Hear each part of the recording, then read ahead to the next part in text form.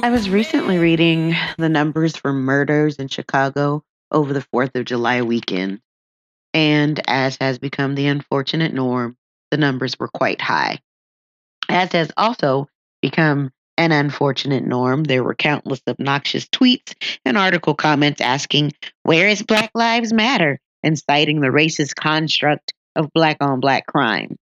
I didn't read any comments from these people that were steeped in empathy or see any questions about volunteerism and donations to neighborhood organizations or the families of the victims. I just saw the usual bigoted snark. A couple weeks ago, I attended a friend's bridal shower. And as we were sitting amidst a bevy of garters, teddies, whipped cream, and edible panties, it never occurred to me to holler out, "What about baby showers?" The reason I don't stand up and demand an answer to that question at a bridal shower is because the party isn't for anyone having a baby. It's for people who are getting married. And that's kind of how parties work. And though the party is for a specific person, I can still celebrate impending births, think those pregnancies are awesome, and attend the baby showers of the expected families when it's time. And that's the nature of understanding purpose and focus. It is understanding celebrating my friend getting married doesn't make me dismissive of women or men who are having babies. And really, I'm not obligated to celebrate any of it in the first place. Granted, I know the purpose of folks responding with accusations and fake ass indignation regarding Chicago are simply trying to discredit those who support Black Lives Matter and like organizations. All white folks aren't held responsible for every school shooting, movie theater massacre, and open fire during Wednesday night prayer services to validate the value of their lives. But for some reason, Black folks are expected to bear the brunt of the responsibility for murders committed by other Black people simply because Blackness. As usual, a completely different set of rules applies to us. But let's not fall for the banana in the tailpipe. The purpose for establishing the Black Lives Matter movement is to fight against violence and systemic racism, not to solve the crimes involved in gang violence or street violence. But there are organizations established by Black folks who do just that and have been doing that work tirelessly for decades. So, most importantly, I hope we don't lose focus of the purpose of our goals. We can't let outside smartassery and accusations of hypocrisy deter us from addressing inequities and fighting against them. This attempted social sleight of hand can't keep me from seeing one of the many issues is a racist system created to work against us. Each time I protest a wrongdoing, I don't have the luxury of picking up and moving to that place to protest in person. But because I have a mind that can go all the places my body can't, I continue to support the efforts to stop this incessant violence in Chicago, just as I look for ways to seek equal treatment and protection for my people under the law at home. I'm Malika Rogers, and this is The Week in Fuckery.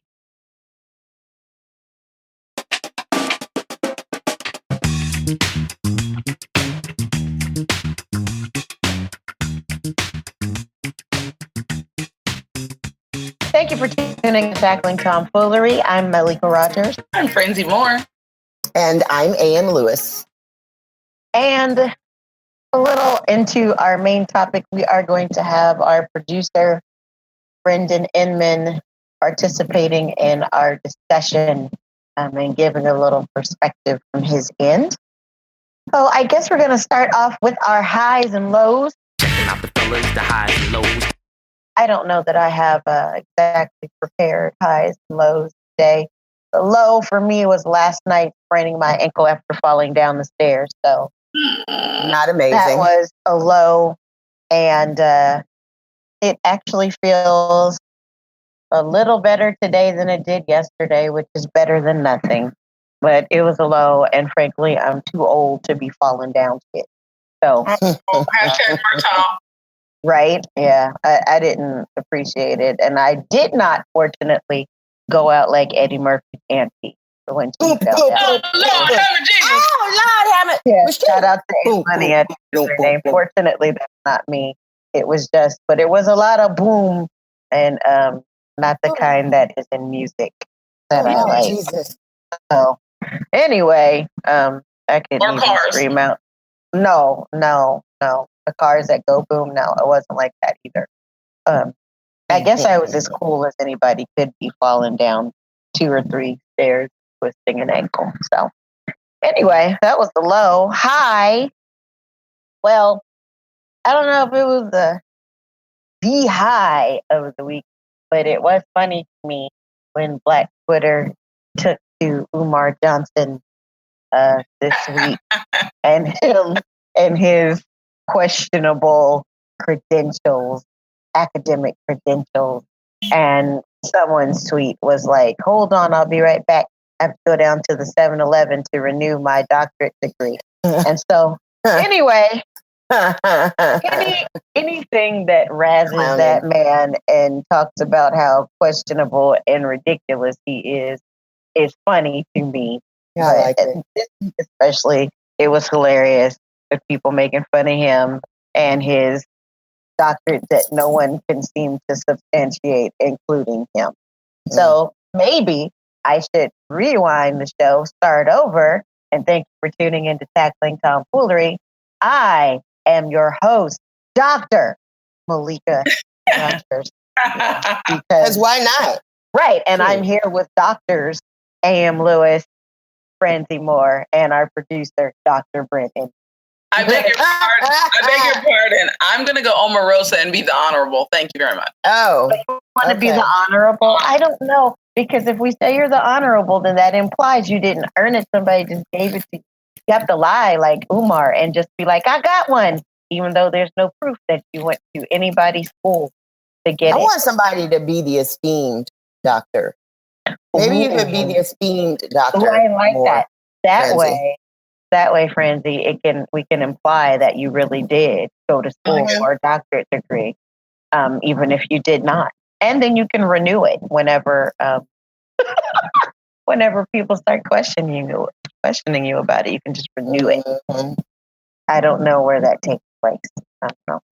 But anyway, Am, you have highs and lows? You know what? I really don't. I am less than prepared today because I'm a little off kilter, as I said before. And I was about to consult the social medias to see if there was something that had happened. Well, I can give you a low. It's not a personal low, but it's just something that irks me as a grown-ass motherfucker. All this Rob Kardashian shit. Oh, my God. Putting all of his business, all the business out for everybody. I don't care who did what. I don't care if China was having all the sex with all the people in all of his robes in that particular bed. Handle your business privately. Just handle. You don't have to put yourself on blast. You don't have to put all of those ugly details on blast. I don't want to know your business like that. I don't really know that anybody is dying to in the first place. Probably not. It was a boomerang clown because he clowned her. And now people are talking about him being all kinds of suckers and getting played. I just, first of all, don't care anything about any Kardashians. I never have. I never will. And he's just kind of, in Kardashian terms, just a little kind of a sad, also ran Kardashian. Nobody's paying a lick of attention to. But when they do, it's because his business is out there. I was annoyed when the children tell the business online. It's annoying to me. So I guess that's his low. It wasn't mine. It just annoyed me. So I'm talking about it. Highs. I had a nice July the 4th. I did not celebrate it in patriotic fashion, but I had breakfast with the girl whose birthday was the day before. And then we went to the show, #Rudy, because that's what my dad calls the movie, the show. And saw the somewhat controversial The Beguiled. I'm here to tell you that I don't know what she claimed to be focusing on that left her no room for slavery. Because I found that movie to be very surface, as did Allie. We talked, it was over, and Allie was like, she could have left the slave character in there for all that she did with the plot. So, had a lovely day with her. That movie was trash. But a good day nonetheless. So I guess I'll call that my high because we don't hang out a whole lot. So anytime I get to kick it with the kid is a good time. It sounds nice. It was mellow. With the exception of that dumbass movie. I haven't seen it, but for all that I read, leading up to its release, I don't know. I guess I was unsurprised. I just shook my head at it and was like, well, you can't have my $9 or $10. But very much style over substance, very much. It was beautifully shot. It looks so in the stills I saw. It was gorgeous. But yeah, it sounded disappointing in the way it was seemingly presented. So I don't know. Yeah. Maybe I'll catch it when it comes on whatever I get for free at home. You'll have to stay awake. Right. Because the first half is very slow. Oh, gosh. Yes. Okay. All right. Yeah. Hashtag fast forward. Okay. For real. So, Francie, you have highs and lows? Sure. So I spent this weekend in Chicago, which was great. I had a fabulous time. It was a very low-key celebration. I was celebrating two of my friends' birthdays, and they're both a little bit control freaky, so I did not make any plans. Good, because, whatever. We had a great time. Chicago was great. We went on an architecture tour that was really cool, but it was just nice to kind of get away and enjoy. We had some good food. And my low is related to this. One of them is that I was hit with the distinct understanding that I'm old and I need to fix whatever's happening in my life, because also walking, I'm a walker. I've always been a walker, but some things that were happening, and it was like, whose body is this? Because my body won't work. I don't know what's happening. It's so bad. So that was a disappointment.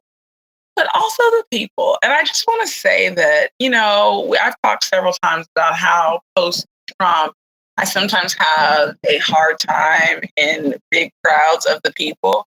And we went to a really nice restaurant that had all the way around it, and I think when we came in, the people were unprepared for us. And so we had some, the people interactions. And I was like, all I want to do is spend my money on this steak. And first of all, well, I'm not buying steak, obviously, but, that's what the girls got. And I just want some salmon, and I want you to not cook it to death. And I would like you to act like it's reasonable for me to be in this restaurant and stop asking me dumb questions about who's related to whom and what occasion is it, So the people got me down. But other than that, it was a great weekend. So, and I did, unlike everybody else, get some humor out of your president, who this weekend just completely showed his ass all over. What's wrong with him? But anyway, that was my weekend. It was good. Sounds great. Yeah, it was fun.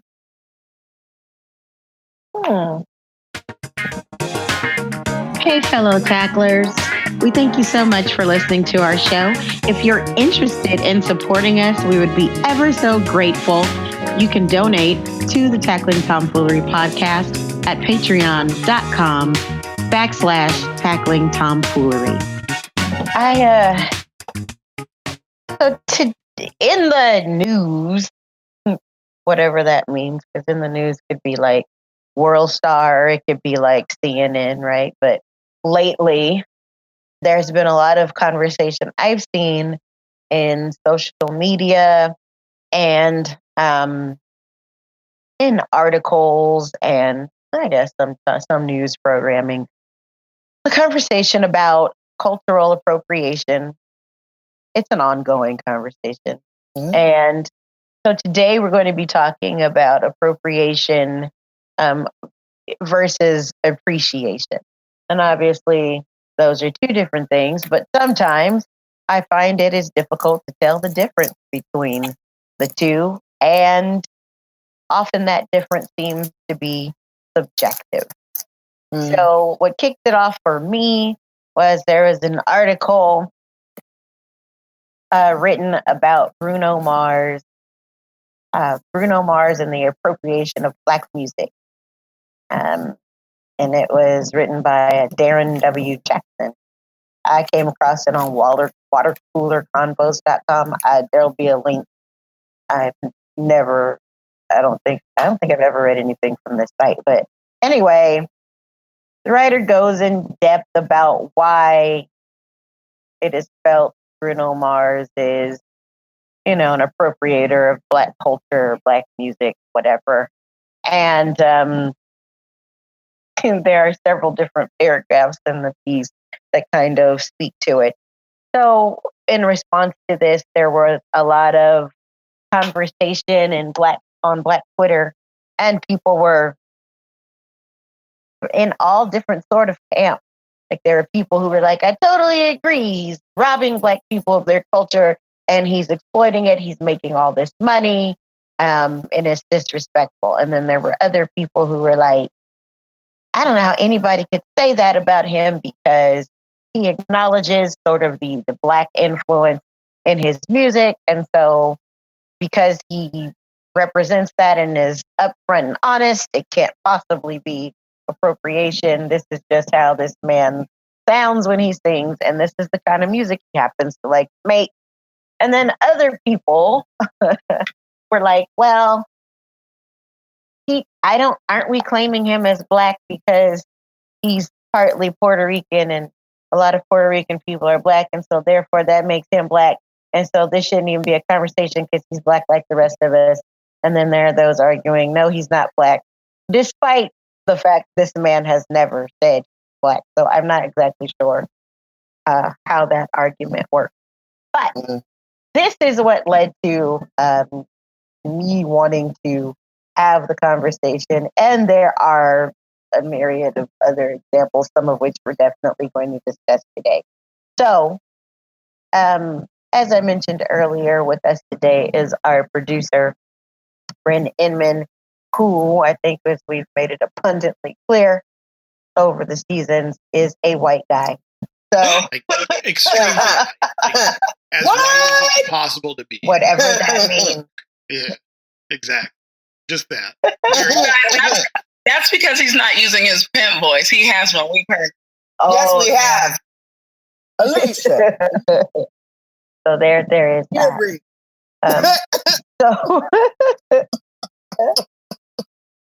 So I guess I'm going to start it off with asking you all the question: how do you define appropriation versus how you define appreciation? Franzi, I'll start with you. So I do agree that there's a fine line, but largely I'd say that appropriation seems to me to be, I would call appropriation blatant theft without credit. Kind of like there was an article about this woman who went, and I don't even remember where she was. I'll try to find it so I can post it. But she went and hounded these people, and I don't even remember where she was. She went, I think she was some part of Mexico. She went and hounded them for their recipes, like was looking in through the window to try to see what they were doing. And then took, right? I think we might have talked about I read that, yeah. Mm-hmm. Right? And then she comes back and she starts a business from this recipe that she's clearly stolen from them. She did not befriend them. She did not pay them. She did not set up a relationship with them. She did not ask them to tutor her. She blatantly stole their recipe and then came back to Portland to sell it to white people who are going to love the ethnic food. To me, that is appropriation. I think that what Billy Joel does, or even what the Rolling Stones did, is a completely different thing. And I think when you have someone saying, I love these people, I love this song, I talked to them to see if I could sing this song, I sang this song, and then, when I get famous, I'm going to bring them with me so that, the world will know Howling Wolf or whomever. Mm-hmm. I do not feel that is appropriation, because I think that while there are things that are uniquely cultural, I don't think that you own them. I think that we all share. You know, I would not accuse Lenny Kravitz of being a cultural appropriator because the people who sang, you know, the style that I think he most echoes, well, was copying Black people. But you know, do you understand? Right. Circles back around. That was a bad analogy, but you understand. Those are my thoughts. Am, what about you? That's pretty much similar to what Francie said. I think there's the difference between appropriation and appreciation is, you know, appreciation to me is when something is influenced by another culture. I think Bruno Mars is influenced by soul music, by R&B. I don't think that he is appropriating because he has the kind of voice that he likes, performs and sings. And I believe Bruno Mars writes what he does because he's trying to be Black. That's the thing. I don't know if he was raised on it, what have you, but that's what speaks to him. That's what he likes. I don't ever perceive him as acting like he has, you know, doing this thing that's true to non-Black people for centuries. I don't see it that way. Appropriation to me this is the first example that came to mind because this is what kind of kicked the conversation off on a broader perspective. For me, it was when one of those doggone Kardashians had the cornrows and they called them boxer braids. Oh my God. That's appropriation. You just don't act like Black women haven't been out here wearing braids for centuries, call them something new, and then say that it's the hot, trendy thing. It's when you don't pay homage to where whatever that thing came from. And I find this almost always true artistically, creatively, whether it's, you know, music, fashion, what have you. I also obviously think, well, let me go back. Appropriation first became a thing to me when people started talking about Halloween. And I admit, I never even thought about it. I never even thought about what it means to wear an Indian costume and be a sexy squaw. You know what I mean?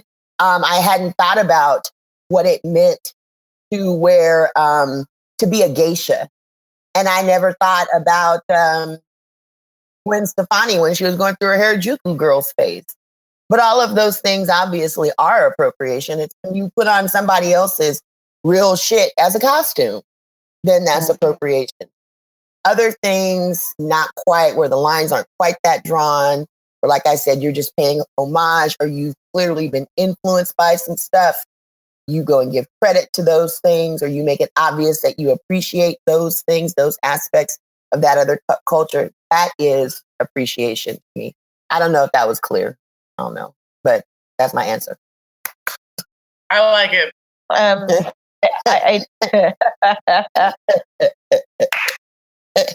It's two hand claps solidify anything. Yes, it does. I think people should use that in their corporate lives as well. Oh, I wish there was a way you could put them at the end of emails. Yeah. Or like now, instead of ringing the bell on Wall Street in the mornings, they should just give two hand claps. That's right. That's it. 2 good hand claps. That gets us started today. Start the trading. Yeah. So, Bren, what do you think the differences are? What are they for you? Well, I think to me, the biggest difference, especially when it comes to art. Now, I think there are cultural things like Halloween costumes or hairstyles where there's not necessarily a financial component to it. And so it's a little bit harder to necessarily to differentiate. And I think in almost all cases, I would err on the side of appropriation where things like that are concerned. Halloween costumes, hairstyles, clothing. Like, it doesn't matter how much I like that dashiki I saw at that store. I'm never going to buy it and put it on and wear it, walk around town. Right? It's not going to happen because that would be wildly inappropriate, even though there's not necessarily a There's not necessarily a financial component where I'm taking money out of someone else's pocket by doing that. Mm-hmm.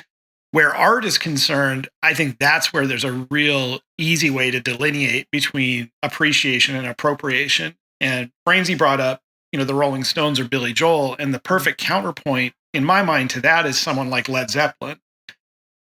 And I really like Led Zeppelin musically, but the reality is that no matter how much they said, we really liked these blues musicians. We thought they were great. When you take their music, pass it off as your own, sell it, make a lot of money, and then don't pay any money to those people that you took that music from, that's appropriation. And there really is no other way to look at it. You can say, well, we know we really appreciate what they did and they influenced us, but that's not really what happened. You stole their art, passed it off as your own, and made a lot of money and didn't pay any of that money to those people who created it. Right. And to me, that's the clearest demarcation between appreciation and appropriation is, do you give credit? And where financial gain is happening, do you give financial reward to the people who have provided you with the basis for which you are, or from which you're working? And if you don't, then you're appropriating, and it's wrong on all sorts of levels, not just culturally wrong, but it's also legally wrong at that point. So, where Bruno Mars is concerned, I think my sense of him, specifically to go back to that particular case is I don't know that, he's not, to me, he doesn't seem like he's taking specific pieces of art from Black culture and then passing them off as his own. He's creating his own work that is based in a tradition that yeah, it is largely a Black tradition, but it's become a much more universal tradition in the United States, at least in America, because so many people have embraced that style of music. Whether it's Bruno Mars or whoever else is doing it. And there are bad examples and there are good examples of people who are doing that music who aren't Black people. But there are a lot of people now who are doing soul, R&B. Daryl Hall and John Oates, created some incredible soul music that is very clearly influenced by Black culture. Sure. Baby hair, baby. And so, who's to say that they're not the people that Bruno Mars was listening to growing up and going, yeah, I want to sound like that. And I'm not saying that they are, it's maybe not the best example, but that's an example where he may not even be necessarily taking his cue directly from Black culture. I think he probably is in reality. But he is. But in any case, but in any case, I don't think that what he's doing is appropriation, because I think that he gives really clear, credit where credit is due. And, largely he brings along, his musicians, the people who play with him, the people who are on stage with him and who are financially rewarded for helping to create his music, Black. largely are Black people. So, I think there's a real difference there. I think for me, Go ahead, Malik. I think for me, when it becomes an issue, I think it's twofold. I think one, people do need to acknowledge the influence, the root from where whatever it is they are doing come. But I also think it has to be ongoing.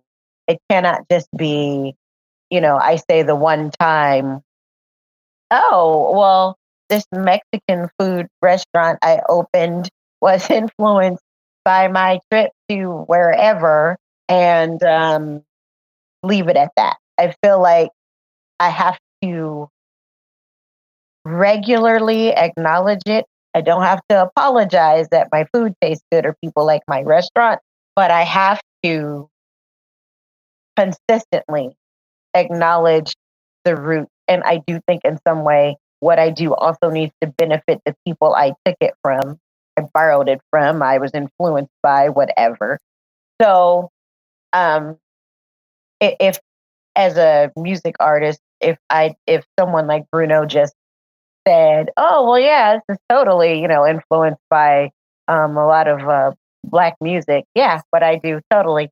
and then just moved on and nothing else was ever said or done or acknowledged, then I would have a problem. I think it needs to be more than just a one-time acknowledgement of that. And also, I find that people who appropriate as opposed to maybe appreciating something tend to be the people who, one, don't understand the cultural significance of whatever they're doing. Two, when it's explained to them, they disregard it or they, they resent being told. And three, they're people who want the shine sans the struggle. They want everything there is to have that seems cool about Blackness, but they don't want to understand or ever experience the struggle that comes along with it. And so when I think of people like any Jenner or any Kardashian, I think they're perfect examples of that. Buy my lip plumpers. Let's immortalize the ass I bought. Let's talk about these tanning products I bought. Buy my t-shirt, in which I've put artists that I didn't have the right to put on a t-shirt and then superimpose myself. The audacity. Superimpose myself over the picture of the artist that I'm robbing.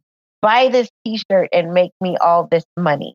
When I think of things like that, those are people who are clearly, blatantly appropriating Blackness generally and profiting from it and resenting it when people say, this is not for you, or the way you're doing this is disrespectful, or you have no business. When any of that comes up, then how dare these people speak to me like that? That to me, those are more obvious, blatant examples of appropriation. But like I said, it has to be more for it to be appreciation. It does have to be something more than just admitting, oh yes, I got this from Black people. Like I remember when some years ago, Alicia brought up the cornrows being called boxer braids. And I remember a couple years back, there was a picture of Kim Kardashian with some cornrows. And I think she put it maybe on her Instagram. It was an article I read. I think it was an Instagram screenshot. And she hashtagged Bo Derek. And I was like, bitch, are you for real?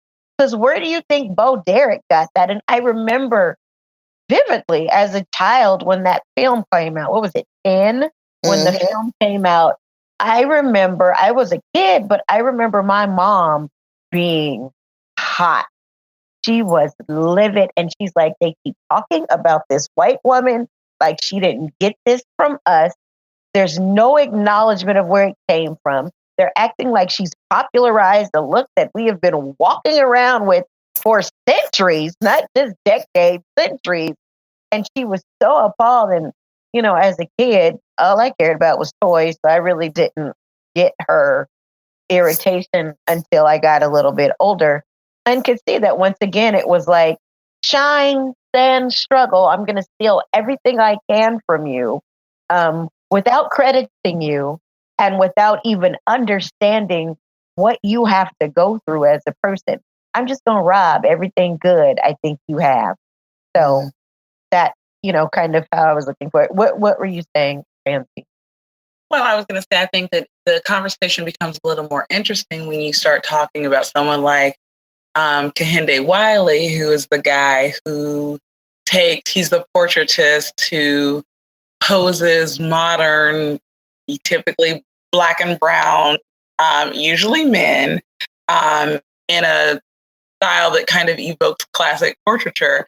It's to me, it's like, okay, so I'm sure we're all willing to acknowledge that there's a political point that he's making, about power and about expectation. But I can see how the same conversation could be flipped on its head where it's like, okay, so where do you draw the line? I mean, I don't know. I think about things like that, and I think about that article, that Zadie Smith article, where she reviews Get Out, and she talks about the painting of painting of Emmett Till, you know, and she talks about how and I find her position on it problematic. The discussion is, should a white artist be able to, and we talked a little bit about this before, but should a white artist be able to tap into the power of the Emmett Till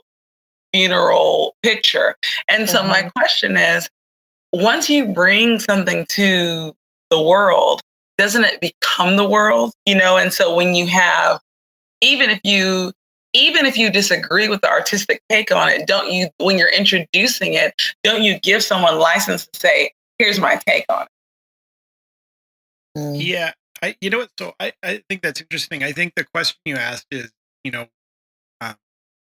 should a white artist be allowed to take that power, to employ that power of an image, like a still image, or you know, rap music, right? Because rap music is a, you know, an inherently political art form in a lot of ways. It's speaking about an experience and about a relationship to the world that's very specific. And I think the question I would ask is why? Why does that white person want to take that image, that sound? What's the purpose? What are they using that power for? And I think that's an important question to ask. If you're using it to further the discussion and progress that can be made towards fixing some of the problems and towards improving the lives of people who initially created that art, maybe there's some value in doing that. And the reason I say that is because, if for no other reason, because the possibility exists that that message coming from someone like me, as long as it's legitimate and as long as I'm carrying the same message, or the appropriate message, as far as that, you know, from the perspective of what that piece of art is meant to say, can be more palatable to a broader audience, can be absorbed readily by a broader audience potentially. So there might be some value in that. Now, it's a fine line, and it's a very difficult sort of path to walk. That's what you're trying to do. If I, as a musician, or if I, as an artist, to create something that's carrying a message that's very specific to a culture that's not known, for the purpose of trying to broadcast that message to a broader audience, or wider audience,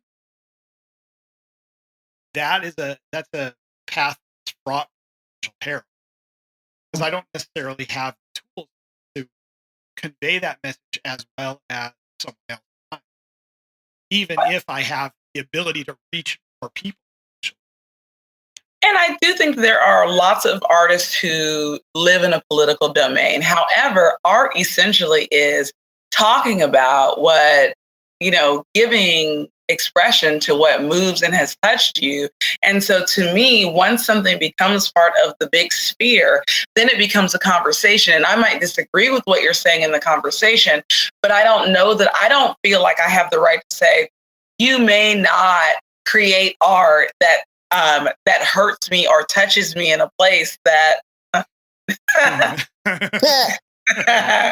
Oh, well, maybe Excuse that. me. You know, maybe, I don't. Maybe you can say that. You can maybe say the touches. No, yeah. I don't want to even go down the path because I'm not being funny. I think I don't know that it's better for anyone when we say, this is off limits to you. I think that when you have a conversation, and I keep thinking about Miley Cyrus, and I don't know if you remember this one. Miley Cyrus, there was a particular performance where I don't even remember what the song was, but she hired these buxom Black women, and she was going around smacking their butts on stage and kind of having them twerk, and she was twerking and twerking on them, and it felt very Missy Ann to me, right? And it was like, I don't feel like you looked at this with a full picture. I think you need to take your Cyrus sunglasses off and look at this in a wider scope.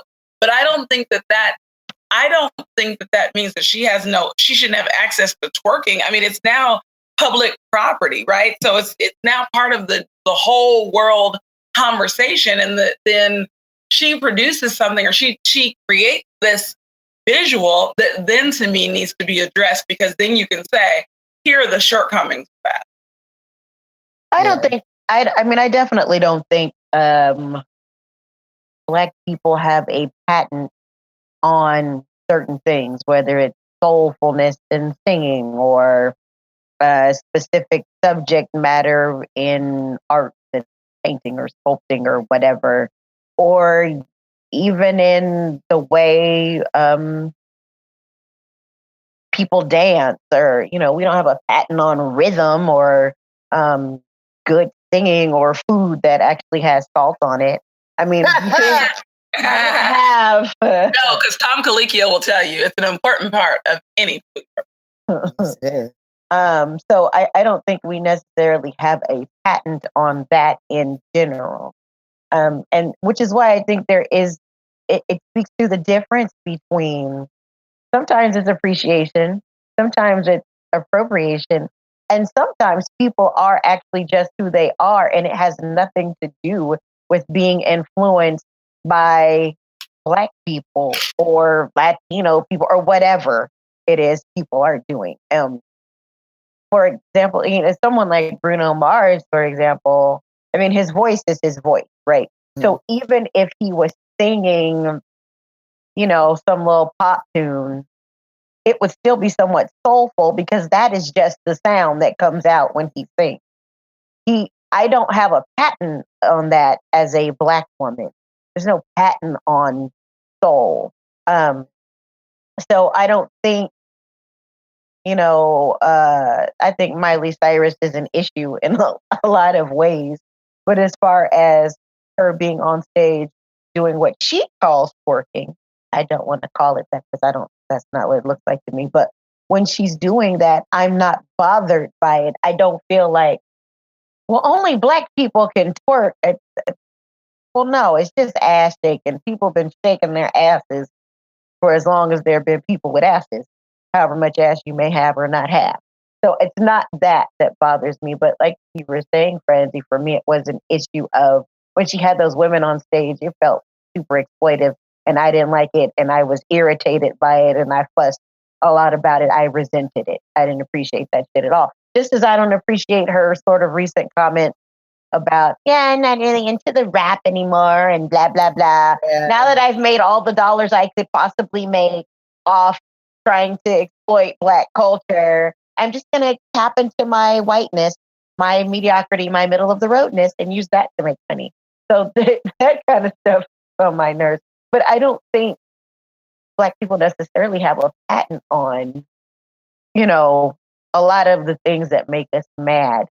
But I also think there are lines, and I said from jump, sometimes the line is thin and it gets blurred, but I do believe there are other things that are very blatantly Black, like cornrows and beads and dashikis.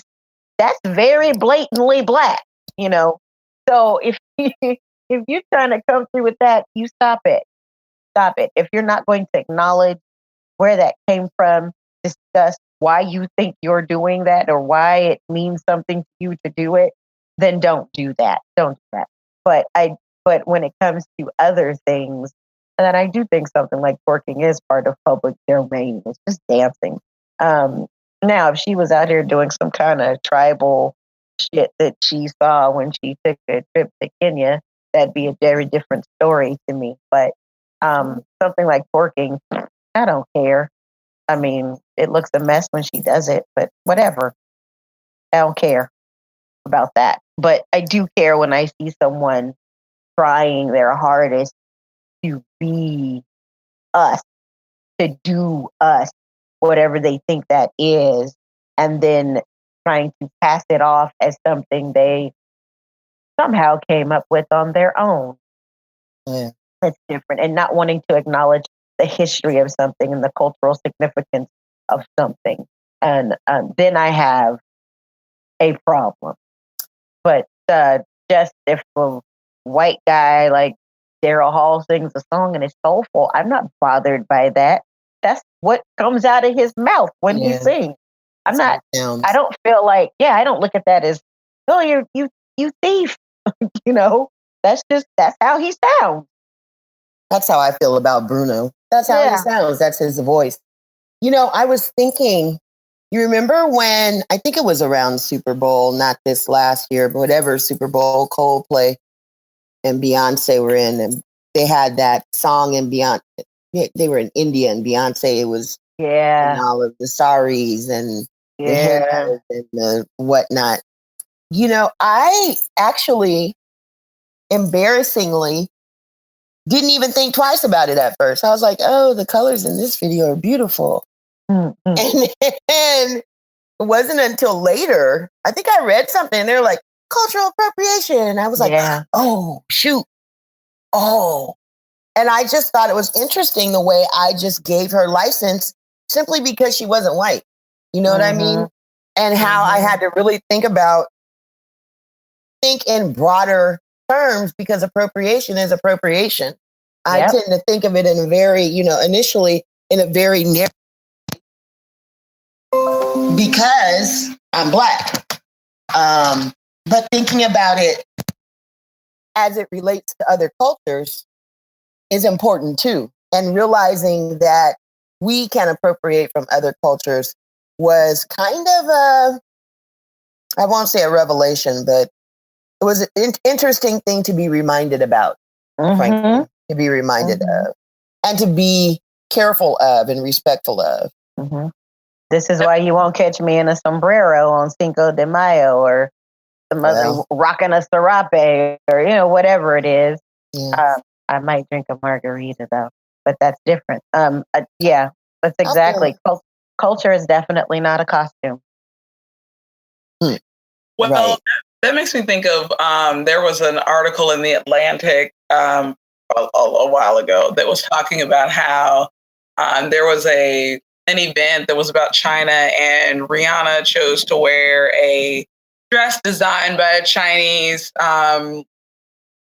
designer who was talking, sort of speaking to Chinese influence, versus someone else wore a Tom Ford dress that was doing the same thing and talking about how important it is to make a distinction. I think that kind of goes back to what Brendan was saying about the financial aspect of it. Who's making the money? And that makes me think about Sex and the City. I don't know if you remember when the two things, like the door knocker earrings and the name necklace. Necklaces, which, first off, that designer, I don't remember her name, the stylist, I don't remember her name right off, but she won multiple awards, was lauded at the time, and I think that was something that people talked a lot about. Like, you got those from Girls in the Bronx, like, you know what I mean? Made it famous. And where's the acknowledgement that you are picking that up? And I don't know what that looks like, because really there's no one. I mean, it's just something that everyone does. How do you give that financial credit?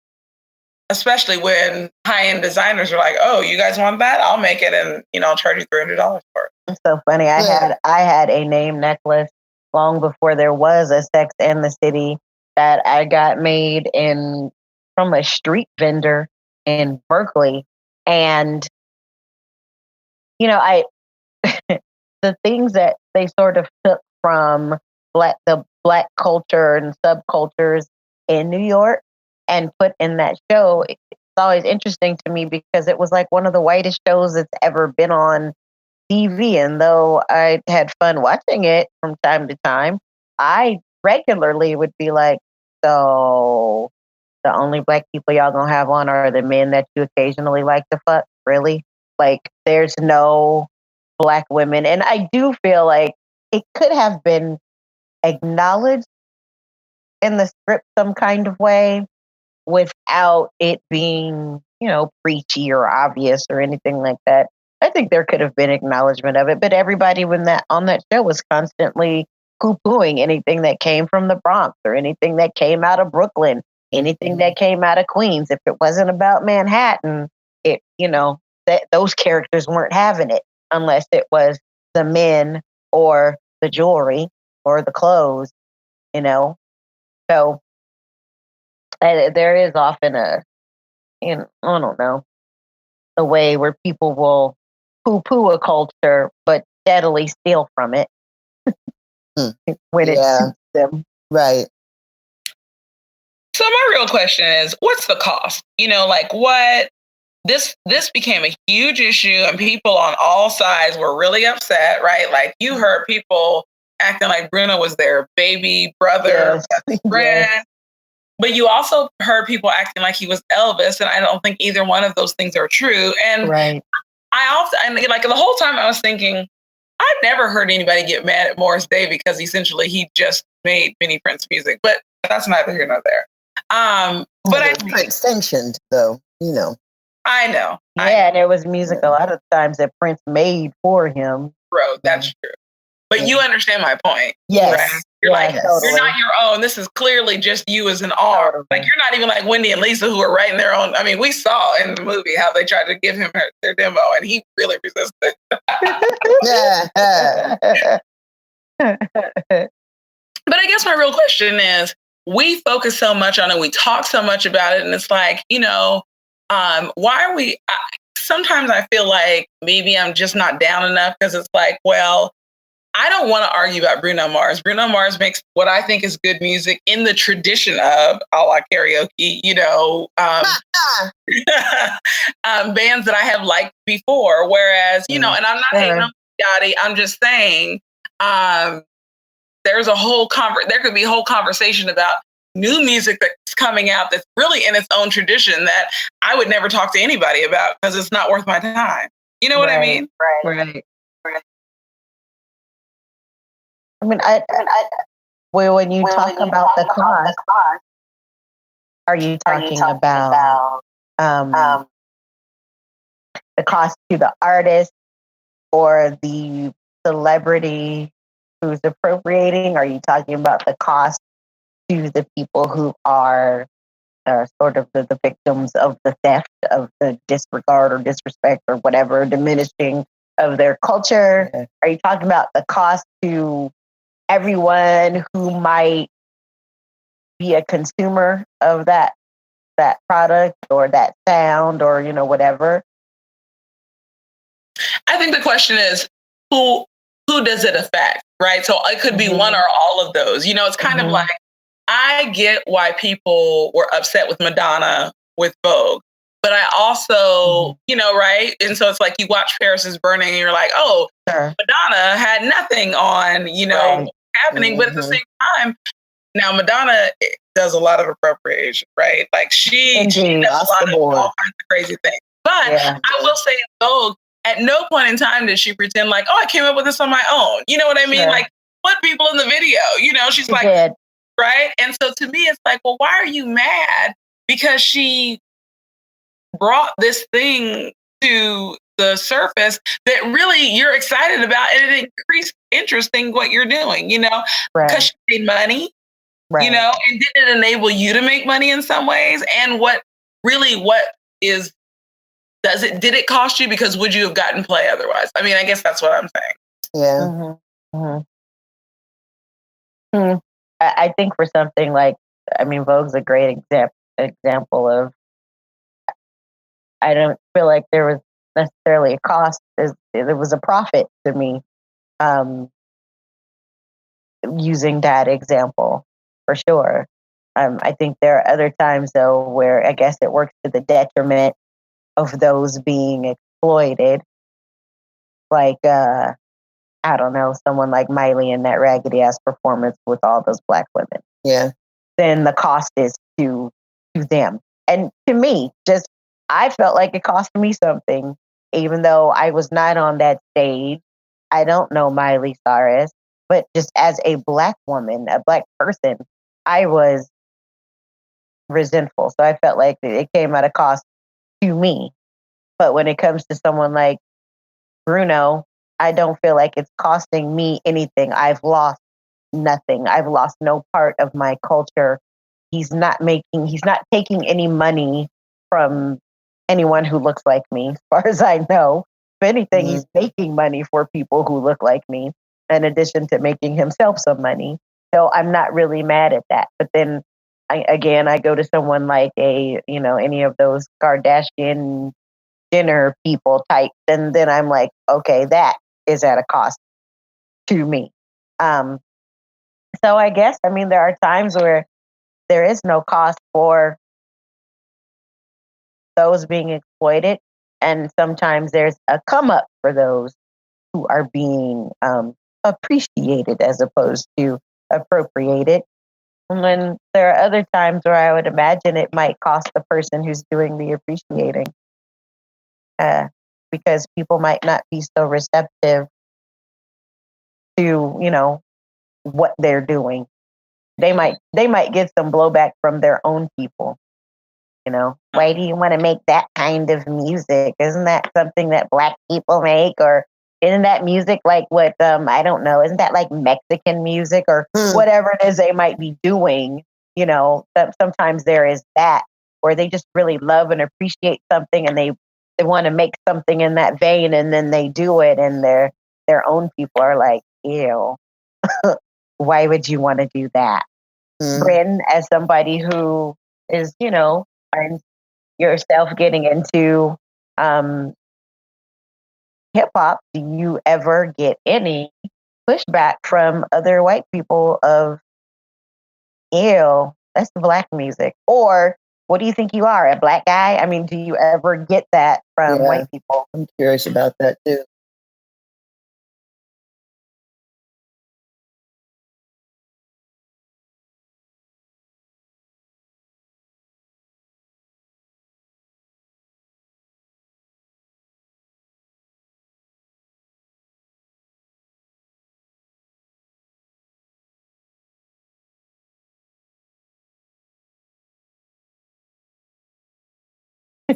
Yeah.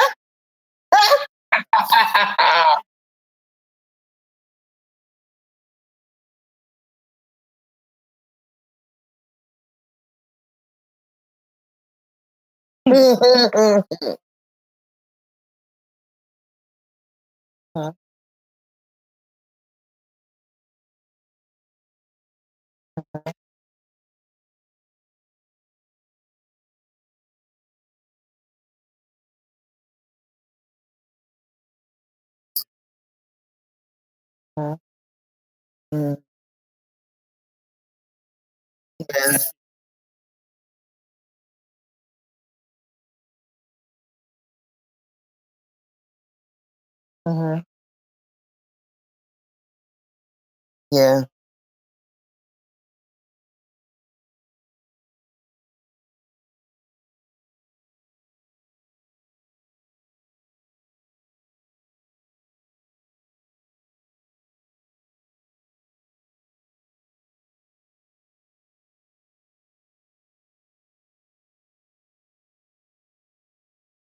Right. Right. My good.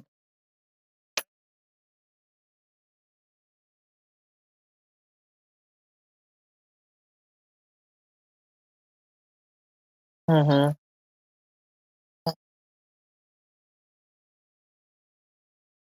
Also, what have you gotten any interesting reactions from your white friends regarding producing this show?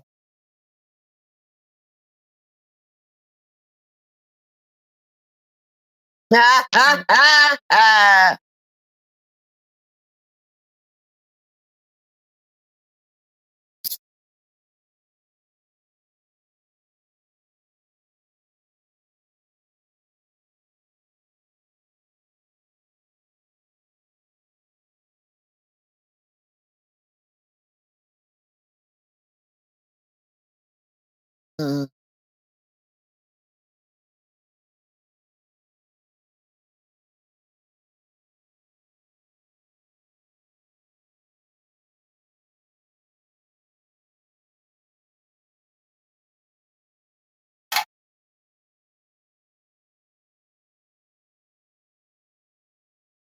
Mhm.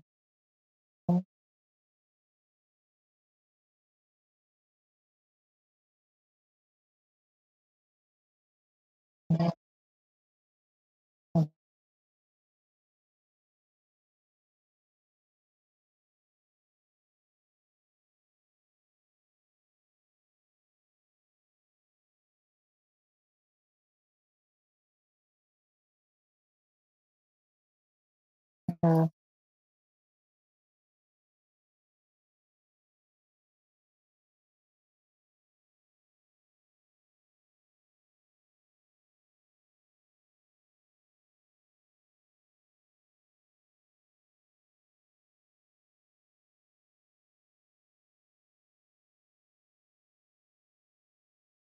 Mhm.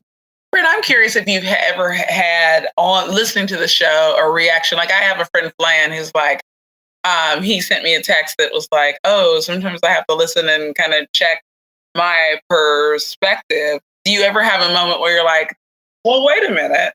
Have you had that since we've been texting?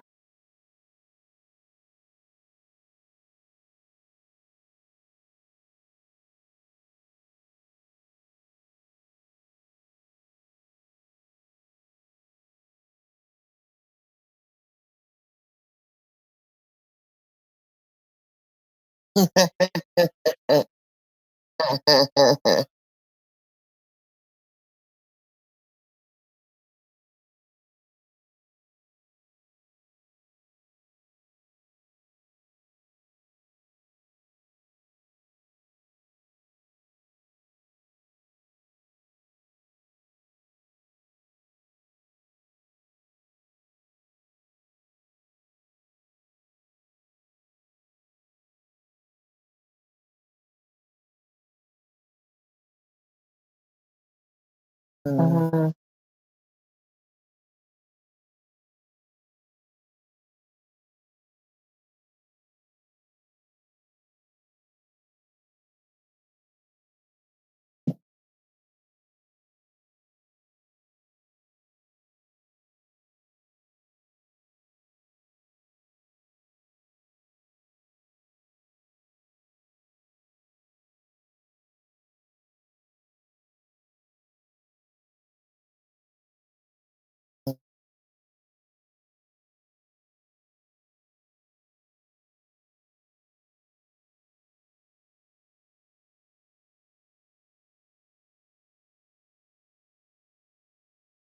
Mhm.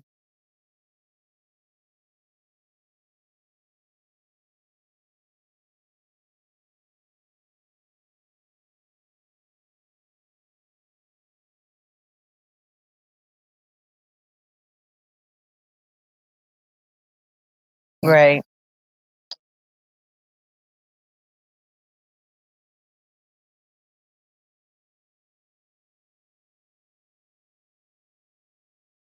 Mhm.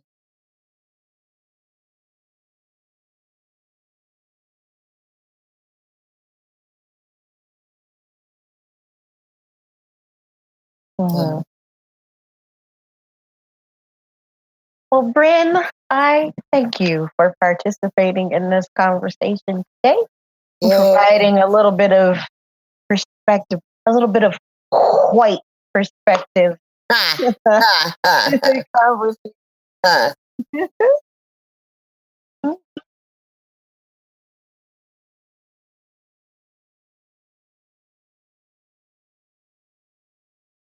Mhm. Shout out to you and your whiteness. Thank you for participating. And his radio voice, which Yeah. I'm a fan.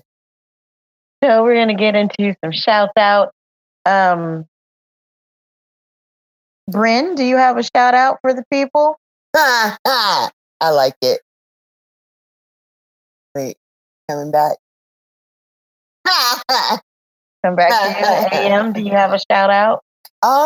You know what? I did, and I didn't write it down, and I don't remember it. I'm not worth shit today. I really apologize. This is Shout not. out to short term memory loss. Yeah, seriously. This isn't usually how I roll, you know that. But I do not have a shout out at this particular moment. No. Franzi, do you have a shout out? Save us, friends. I do. And I'm going to just add a little bit of context to it and say that the wonderful women that I spent this last weekend with Oh. we don't always have the same perspective on some things. And so we had some encounters that left me like, clutching my pearls a little bit. And so my shout out is to, my people. And of course, my sister is my primary person, but, people that I can talk to and I don't have to explain some things like maybe why Bagalicious is not an appropriate description of someone in the conversation. Oh, Lord. Wow. Oh, damn it. I hate that would ever have to be a conversation. So I have to preface and say that there was an ire component and a privacy component that I think made it better for that person, not as much for me. But I think sometimes I take for granted the things that I think are always reflected by the people around me. And so sometimes you get thrust into a situation where you're like, oh, so we don't see eye to eye on that at all. So here's where I am. And so my shout out is for, people that I can just have conversation without that part required. Yeah, shout out for no need for like an explanatory comma or. That's right. Yeah. All right. So I think I am going to shout out my family. I don't give any damns about the 4th of July, except that it is my brother's birthday. Happy birthday, Cameron! So, as far as the holiday aspect of it, I don't give any damns about that. It's just nice to have a day off, and if somebody puts some ribs on the grill that actually taste good, that's always good too. So, but I did have a good time with my family yesterday, and we played a rousing game of Taboo. It's always men against women. We crushed the men. That's right. But it was a lot of fun, and it was just good to be around my family. And like I said, it's my brother's birthday, so that is the big deal about the 4th of July for me. So shout out to Cameron on his 25th birthday. Happy birthday, Cameron! I like it when your brother is a year younger than my child. Yeah. Yeah. Oh, and I did also want to shout out Allie because she had a birthday too. She did on the 3rd. So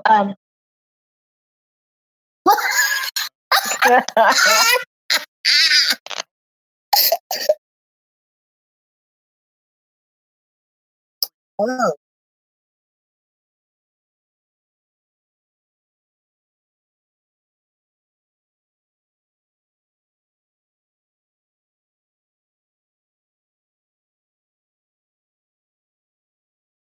Mm-hmm.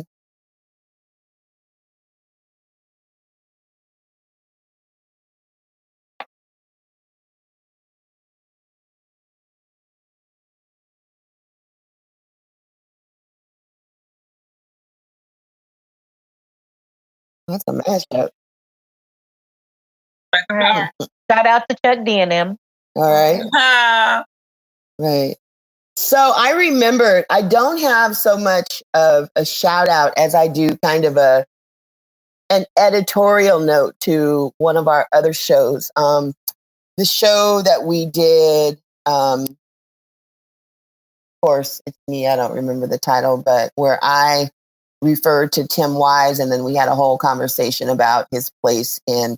When we were talking about Ally, and I was like, I kind of feel a way about him. As it happened, I came across a speech of his on YouTube. And at the very beginning of it, as he's getting started, he says something. I am roughly paraphrasing, but the tone, but his intent is going to be as I described it, was message. He basically said, I am here to talk to you about all these things with regard to race relations, and you came here to listen to me, and I hope you go away thinking he was really good. But understand, I'm going to be telling you things that Black folks have been saying for I don't know how long. And people don't listen to them like they listen to me. So it is my privilege that lets me stand in this room and listen to you. And that makes you want to listen to me. But just know This isn't my shit. That didn't originally come from me. It's stuff I learned from working side by side with Black folks. And that made me not rethink my position, but made me respect him in a way that maybe I hadn't been lately. So I wanted to kind of circle back around and add that, because, you know, sometimes you get some new information and it might tweak your perspective, if not change your perspective. So I could call it a shout out for him, at least acknowledging that, because we all know that shit is true. You know, I have flip-floppers. True. I have heard him say that, and it still didn't change what I had to say. I still like him, but didn't change my perspective. But yes, he does acknowledge in that way, and I have heard him say that, and I appreciate that he says that. Mm-hmm. I agree that it is the thing to say for sure. I'm glad he does that. Yes, me too. We thank you for listening to another episode of Tackling Tomfoolery. I am Malika Rogers. I'm Bren Moore. I'm A.M. Lewis. And Brendan, you're not going to say anything?